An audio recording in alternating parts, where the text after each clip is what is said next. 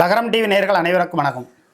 அனைத்து இந்திய அண்ணா திராவிட முன்னேற்ற கழகம் என்ற ஒரு கட்சி சிரிச்சு சீல பேரை குத்துது அப்படிங்கிற லெவலுக்கு நமக்கு விருதுநகர் செல்வி அக்காவிலேருந்து, மதுரை சந்திரமோகன்லேருந்து, கருப்பையாவிலேருந்து, மாரப்பன்லேருந்து, சந்திரமோகன்லேருந்து, சக்தியிலேருந்து பல பேர் நமக்கு பல்வேறு தகவல்களை அந்த அதிமுக தொண்டர்கள் நமக்கு பேட்டி கொடுத்துருக்காங்க. நம்ம லகரம் டிவியில் தொடர்ந்து நம்ம அதிமுக தொண்டர்களுடைய பேட்டிகளை நம்ம இங்கே பார்த்துட்டு வரீங்க. ஆனால் இந்த அனைத்து இந்திய அண்ணா திராவிட முன்னேற்ற கழகம் ஒரு காலகட்டத்தில் எப்படியாவது ஜூன் ஜூலையில் இது போன்ற டிசம்பருக்குள்ளார அதிமுக ஒன்றா இணையன்னு எல்லாரும் எதிர்பார்த்து காத்து கொண்டு இருக்கிற வேலையில் நமது எம்ஜிஆர் மற்றும் ஜெயா டிவி போன்ற அனைத்து இதுக்குமே வாசகங்கள் எழுதி கொடுத்து வசனங்கள் எழுதி கொடுத்த மருது அழகராஜ் சொல்கிறாரு, இனி அதிமுகவில் சேர வேண்டும் என்கிற நோக்கம் எனக்கு வருவதில்லை. பிப்ரவரி 24க்குள்ளே இந்த சம்பவம் நடந்தால் நடக்கும், இல்லைனா அதுக்கான வாய்ப்புகளே இல்லை. நான் தாவேகா கட்சிக்கு போயிடுவேங்கிறார். அவருக்கான வடிகால் அங்கே இருக்கிறது, ஏன்னா அவருக்கான திறமை இருக்குது, அது வேறு விஷயம். ஆனால் இந்த அனைத்து இந்திய அண்ணா திராவிட முன்னேற்ற கழகத்தில் இருக்கக்கூடிய தென் மாவட்டத்தில் இருக்கக்கூடிய பெரும்பாலான 60க்கும் மேற்பட்ட சட்டமன்ற தொகுதிகளில் இருக்கக்கூடிய தொண்டர்கள் தோராயமாக ஒரு 20% பேர் அதில் ஒரு 3% பேர் தாவேகா கட்சிக்கு ஏற்கனவே அவங்க எல்லாம் சேர்ந்துட்டாங்க. கட்சியில் இந்த கட்சி ஆரம்பிச்சதுலேருந்து சேர்ந்துட்டாங்க. அதுபோக 2024 நாடாளுமன்ற தேர்தலில் பெரும்பாலான அதிமுக கிளை செயலாளர்கள் கொண்டு ஏன்னா பாரதிய ஜனதா கட்சிக்கு வாக்களித்திருக்கிறார்கள் அப்படிங்கிற ஒரு சம்பவம் கேட்கும்போது நமக்கு ரொம்ப அதிர்ச்சியாக இருக்குது. ஏன்னா நம்ம மதுரை பகுதியில் சந்திரமோகன் இன்னும் பல பேர் நமக்கு சொல்கிறாங்க, நாங்கள்லாம் அதிமுகவை சார்ந்தவர்கள் தான், ஆனால் பாஜகவுக்கு நாங்கள் வாக்களித்து விட்டோம். எடப்பாடி பழனிசாமி மீது, அவருடைய தலைமை மீது எங்களுக்கு நம்பிக்கை இல்லை. அம்மையார் சசிகலா அவர்களும் 90% பணிகள் முடிந்து விட்டது என்கிறார்கள். ஆனால் 5% கூட வெளிப்படைத்தன்மையாக இதுவரை வெளியிலே தெரியவில்லை. நாங்கள் இனி அதிமுகவில் இருக்க விரும்பவில்லை என்கிற லெவலுக்கு போயிட்டாங்க. அப்போ இது தென் மாவட்டம் முழுவதும் மட்டும்தான் அப்படி இருக்கா? வட மாவட்டங்களில் எப்படி இருக்குது அப்படின்னா, ஈரோடு பகுதியிலேருந்து நமக்கு ஒரு சக்தின்னு ஒருத்தர் நபர் சொல்கிறாரு, சேலத்துலேருந்து தங்கவேல்னு ஒருத்தர் நமக்கு பேட்டி கொடுக்குறாரு. அப்போ பல்வேறு பகுதிகளிலிருந்து பேட்டி கொடுக்கக்கூடிய அதிமுக தொண்டர்கள் சொல்கிறாங்க, எடப்பாடி பழனிசாமி தலைமையில் இந்த அனைத்து இந்திய அண்ணா திராவிட முன்னேற்ற கழகம் பயணித்தால் அதில் எங்களால் இருக்க முடியாதுங்கிறாங்க.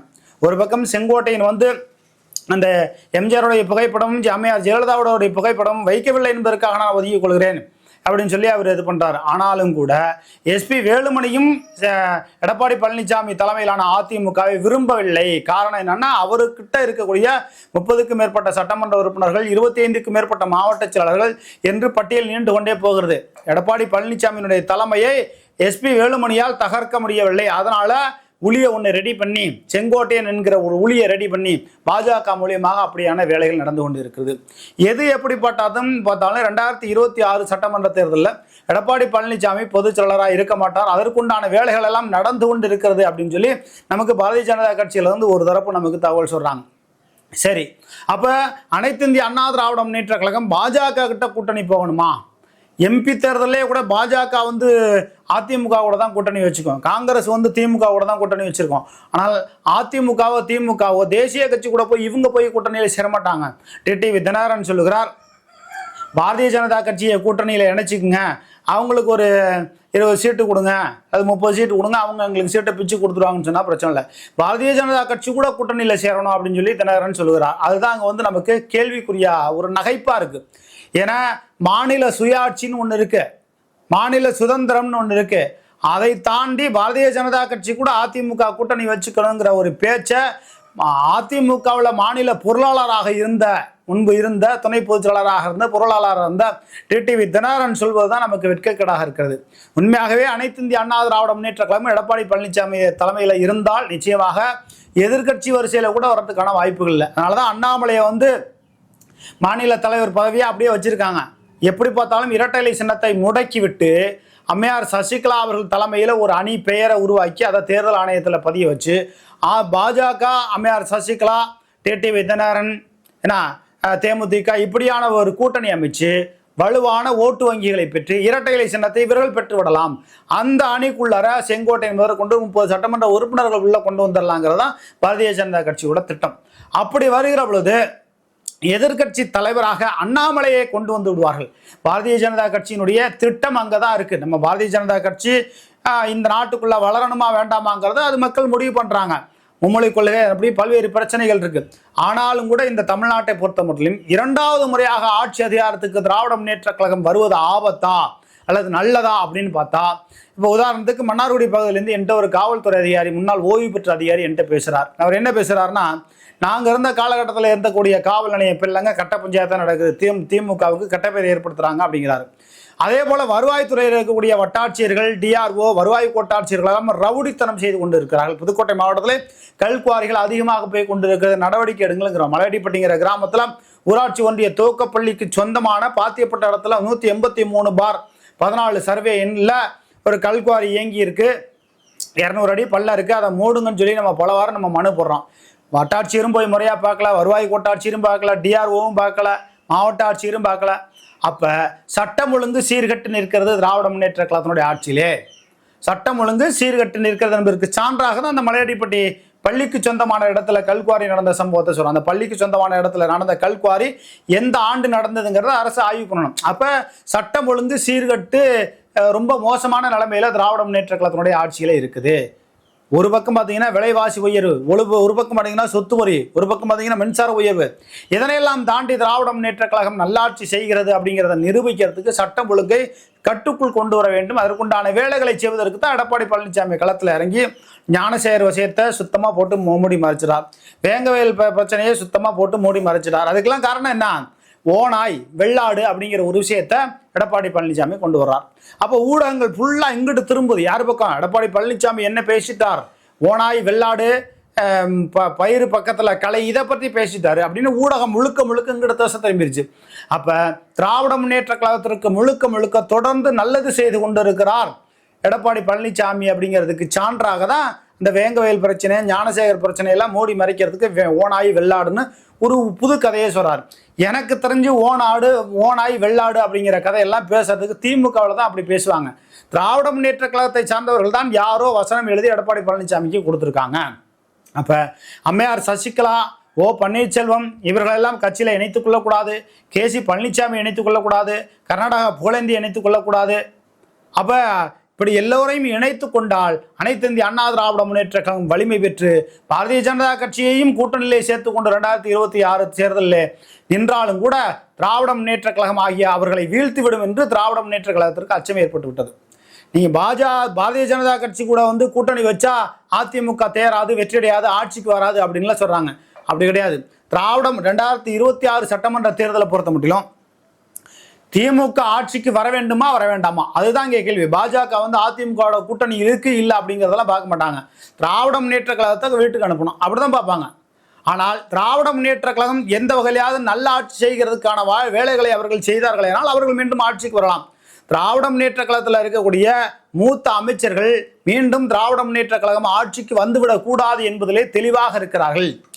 முன்னாள் அதிமுக அமைச்சர்கள் எடப்பாடி பழனிசாமி முதலமைச்சராக வந்துவிடக் கூடாது, அப்படி வந்துவிட்டால் எஸ்பி வேலுமணிக்கு கதர்துறை அமைச்சர் கொடுத்து விடுவார், இல்லைனா தமிழ் மொழி சம்பந்தப்பட்ட ஏதோ ஒரு சிறு இதில் கொடுத்துருவார், விளையாட்டுத்துறை அமைச்சராக கொடுத்துருவார். முக்கியமான உள்ளாட்சித்துறை அமைச்சரோ அல்லது போக்குவரத்துறை அமைச்சரோ, மதுவிலக்கு மற்றும் ஆயத்துறை அமைச்சரோ, மின்சாரத்துறை அமைச்சரோ தங்கமணிக்கும் கிடைக்காது, எஸ்பி வேலுமணிக்கும் கிடைக்காது, சிவி சண்முகத்துக்கெல்லாம் சட்டத்துறை அமைச்சர் கிடைக்காது, தூக்கி கடைசியில் கதர்துறை அமைச்சராக போட்டுவார். முன்னாள் அமைச்சர்கள் கிட்டத்தட்ட 20க்கும் மேற்பட்டவர்களுக்கு என்னென்ன டம்மியான அமைச்சர்கள் பதவி கொடுக்கலான்னு இப்பவே எடப்பாடி பழனிசாமியோட மகன் எழுதி வச்சிருக்காராம். அப்ப இந்த அனைத்து இந்திய அண்ணா திராவிட முன்னேற்ற கழகம் என்ற ஒரு கட்சியை இயக்குவது முழுக்க எடப்பாடி பழனிசாமியோட மகன் மிதுன் தான். அப்ப எது எப்படி போனாலும் நம்ம முதலமைச்சர் ஆகிறோம் ஆகல அது வேற விஷயம். ஆனால் மிதுனுக்கு எப்படியாவது மாநிலங்களவை எம்பி பதவி வாங்கி கொடுத்துட்டு கட்சி அவங்க பக்கம் சமரசமாக போனாலும் பரவாயில்ல, நமக்கும் வயோதிக காலம் ஆகி போச்சு. ஏன்னா எடப்பாடி பழனிசாமிக்கு இங்கே தளர்ந்து போச்சு. இப்போ ஓ பன்னீர்செல்வம் அப்படியே ஸ்டெப்பு மெதுவாக எடுத்து வைக்கிறாரு. அதே போல் தான் எடப்பாடி பழனிசாமிக்கு வயசே ஆகி போச்சு. இப்போ அம்மையார் சசிகலா அவர்களுக்கும் 70 வயசு, எடப்பாடி பழனிசாமிக்கு 70 வயசு, ஓ பன்னீர்செல்வத்துக்கும் 70 வயசு. அதாவது இளமையாக இருக்கக்கூடியவர்கள் 50-55 வயதுக்குள்ளவர்களை தூக்கி ஒரு அதிமுகவுடைய பொதுச்செயலாளரை வச்சா அவங்க இறக்கும் வரை இன்னொரு 30 வருஷத்துக்கு மேலேயாவது இந்த கட்சி இருக்கும்ல. இப்போவே 70 வயசு இருக்கிறவங்களை கொண்டு போய் மீண்டும் அதிமுகவில் பொதுச்செயலாளர் வச்சு அவங்க இன்னொரு 10 வருஷத்தில் அவங்க யார் போட்டாலும் சரி நம்ம எல்லாரும் நல்லா இருக்குன்னு தான் நம்ம சொல்கிறோம்.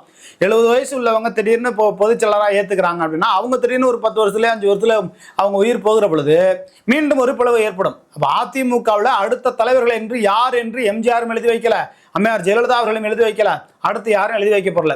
எழுதி வச்ச வேஷம் வச்சு உடனே கொண்டு வாங்க, சுலப வேஷம் வச்சிருவாங்க அவங்களுக்கு தெரியும். அப்போ மகனுக்கு சொத்து எழுதி வைக்கிறானா அப்போ இவன் சொத்து இல்லை நம்ம பேருக்கு எழுதி வச்சிடான், அப்போ காலி பண்ணணும் தான் நினைப்பாங்க. அதான் உலகம்.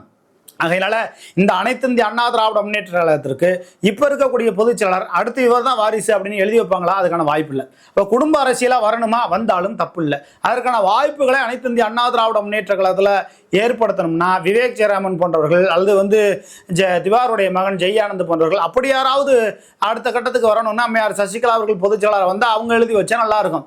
ஆனால் யார் பொதுச் செயலாளர் வந்தாலும் அடுத்து இவர் தான் இந்த கட்சிக்கு பொதுச் செயலாளர்னு எழுதி வைக்காமலாம் அடுத்து நீங்க போயிட்டீங்கன்னா நிச்சயமாக ஒவ்வொரு காலகட்டத்திலும் ஒரு பிளவு ஏற்பட்டு கொண்டே இருந்துச்சுன்னா இனிமே ஒரு பிளவை அதிமுக சந்தித்தாலும் நிச்சயமாக அதிமுக ஒரு காலத்தில் தீராது.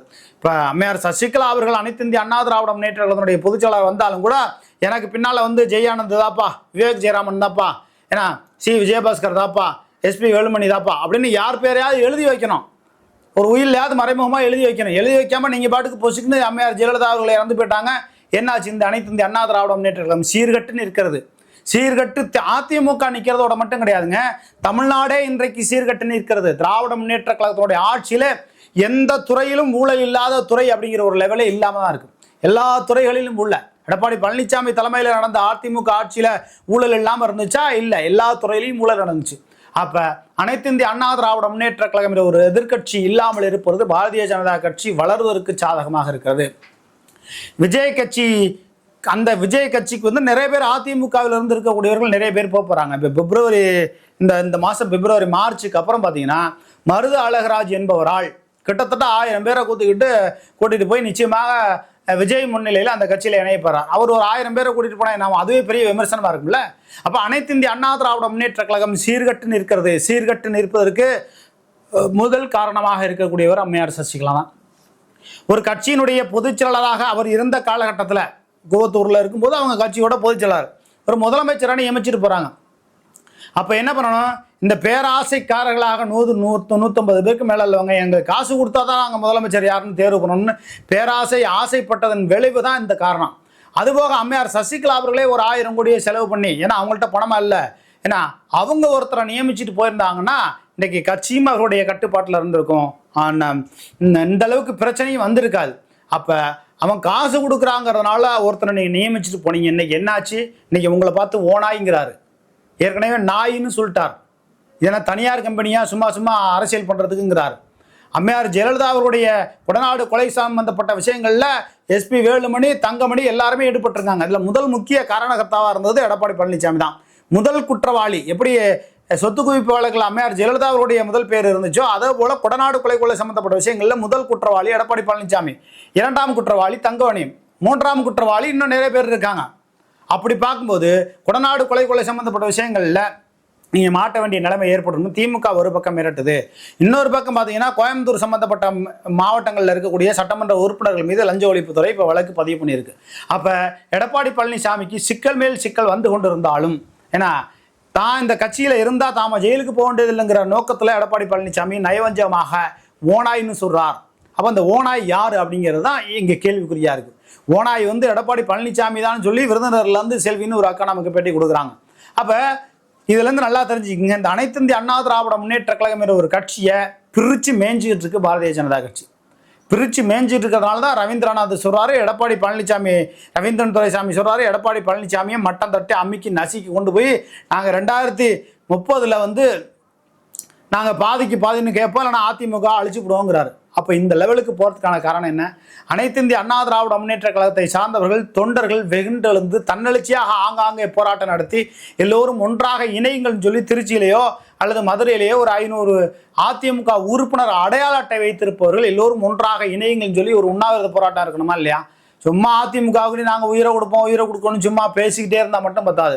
ஒரு 500 பேர் மதுரையில் கூடி அனைத்து இந்திய அண்ணா திராவிட முன்னேற்ற கழகத்தினுடைய உண்மையான தொண்டர்கள் கூடி இபிஎஸ், அம்மையார் சசிகலா, ஓபிஎஸ் எல்லோரும் ஒன்றாக இணைய வேண்டும். எடப்பாடி பழனிசாமி தலைமையில் 10 தோல்வி அடைஞ்சிருச்சு, அடுத்த ஒரு பொதுச்செயலரை கொண்டு வரணும் அப்படிங்கிற ஒரு நிலைமைக்கு ஒரு போராட்டம் ஆர்ப்பாட்டம்னு அந்த தொண்டர்களும் நிர்வாகிகளை களத்தில் இறங்க வேண்டியதானே. ஏன் இறங்கலை?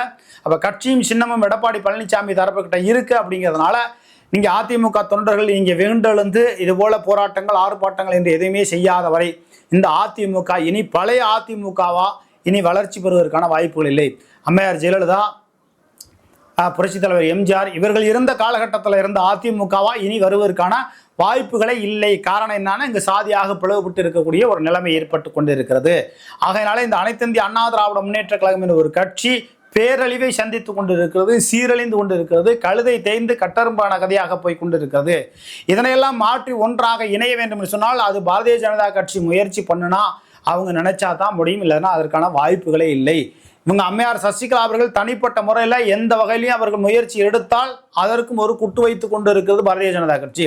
ஒட்டுமொத்த தமிழ்நாட்டினுடைய அழிவுக்கும் பாரதிய ஜனதா கட்சி காரணமாக இருக்கிறதா, எடப்பாடி பழனிசாமி காரணமாக இருக்கிறாரா, எஸ்பி வேலுமணி காரணமாக இருக்கிறாரா, அல்லது செங்கோட்டையன் காரணமாக இருக்கிறாரா? செங்கோட்டையன் சட்ட விதிமுறைகள் எல்லாம் மாற்றுகிற பொழுது செங்கோட்டையன் என்ன செஞ்சிருக்கணும்? எடப்பாடி பழனிசாமி சட்ட விதிமுறைகளை புரட்சித் தலைவர் எம்ஜிஆர் எழுதி வைத்த சட்ட விதிமுறைகள் எல்லாம் மாற்றுகிற பொழுது அன்னைக்கே வெகுண்டது எடப்பாடி பழனிசாமி செய்வது தவறு என்று பேசியிருந்தால் அவர் சரியான ஆண்மகன் என்று நாம சொல்ல முடியும். இப்போ அவரை ஓரங்கட்டுறதுனால, ஈரோடு சட்டமன்ற தேர்தலில் போட்டியிடாமல் ஓரங்கட்டுறதுனால, இல்லை அவரை கேட்காம நாடாளுமன்ற தேர்தலில் வேட்பாளர் நிறுத்தினதுனால, அதாவது தனக்குன்னா எல்லாம் களவெட்டும்பாங்க. செங்கோட்டையன் சுயநல போக்கோட தான் இந்த மாதிரி வேலைகளை செஞ்சுட்டு இருக்காரு ஒழிய எம்ஜிஆர் அவருடைய விதிகளை மாற்றியதால் எடப்பாடி பழனிசாமி நான் புறக்கணிக்கிறேன், என் பின்னால் வாருங்கள், எடப்பாடி பழனிசாமி செய்யக்கூடிய அரசியல் சரியில்லை, 10 தோல்வி அடைந்து விட்டார் என்று ஒவ்வொரு காலகட்டத்திலையும் அவர் பேசி ஒதுங்கி இருந்தார்னா அவரை நம்ம ஆதரித்து பேசலாம். அதிமுக தொண்டர்கள் வெகுண்டெழுவார்கள். எனக்கு தெரிஞ்சு முக்குளத்தூருக்கு கவுண்டருக்கு ஒரு பிரச்சனை வந்துகிட்டு இருந்துச்சுன்னா இது அம்மையார் சசிகலா அவர்களுக்கு ஒரு ப்ளஸ் பாயிண்ட் ஆயிரும். அவங்க பக்கம் மிகுந்த செல்வாக்கு அதிகமாயிரும். அதனால கவுண்டர்களுக்குள்ள நம்ம அடிச்சுக்கிறது மாதிரி ஒரு டிராமா போடுவோம் அப்படிங்கிறத ஒரு டிராமா தான் பண்ணிட்டு இருக்காங்க அப்படிங்கிறத நமக்கு தோணுது. எது எப்படி பார்த்தாலும் எடப்பாடி பழனிசாமி இந்த நிலைமையில போய்கிட்டே இருந்தார்னா நிச்சயமாக இரட்டை இலை சின்னத்தை முடக்கி விடுவார்கள்.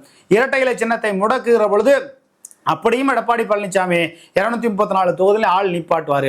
234 தொகுதியில் ஆள் நிப்பாட்டினாலும் அம்மையார் சசிகலாவும் ஓ பன்னீர்செல்வமும் இணைந்து அப்படிங்கிறத தாண்டி அம்மையார் சசிகலா ஒரு பேர் வச்சு இவங்க ஒரு அணின்னு ஒன்று உருவாக்கி பாரதிய ஜனதா கட்சியோட கூட்டணி வச்சு 234 தொகுதியில் அமமுக, பாஜக, அம்மையார் சசிகலாவுடைய அணி, ஓபிஎஸ், பாமக, தேமுதிக எல்லோரும் ஒன்றாக இணைந்து ஒரு தேர்தலை சந்தித்து அம்மையார் சசிகலா பக்கம் அதிகமான ஓட்டு வங்கிகள் பெறுகிற பொழுது இரட்டை இலை சின்னம் இங்கிட்டு கிடைக்கும். அந்த இடத்துல செங்கோட்டையனுக்கு ஒரு முக்கிய பதவி, அம்மையார் சசிகலா அவர்களுக்கு ஒரு முக்கிய பதவி. இப்படி 2030 பாரதிய ஜனதா கட்சி கூட கூட்டணி வச்சுக்கலாம் அப்படின்னு நினைக்கிறாங்க.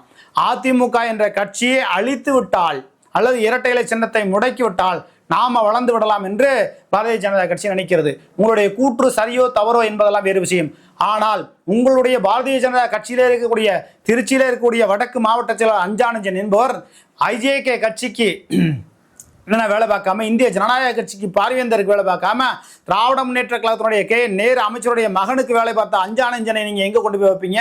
பாரதிய ஜனதா கட்சியில இருக்கக்கூடிய பெரும்பாலான மாவட்ட தலைவர்கள் திராவிட முன்னேற்ற கழகத்திற்கு ஊதுகுழலாக அவர்களுக்கு சொம்பு தூக்குகிற வேலைகளை செய்து கொண்டு இருக்கிறார்கள். அப்படியானால் பாரதிய ஜனதா கட்சி இந்த தமிழ்நாட்டில் வளர்வதற்கான வாய்ப்புகளே இல்லை.